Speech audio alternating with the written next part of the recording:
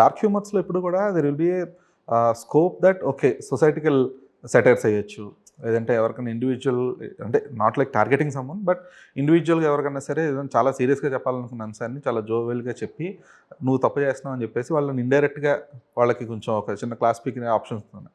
So is Gurram Papireddy trying to be so in any way? Not at all.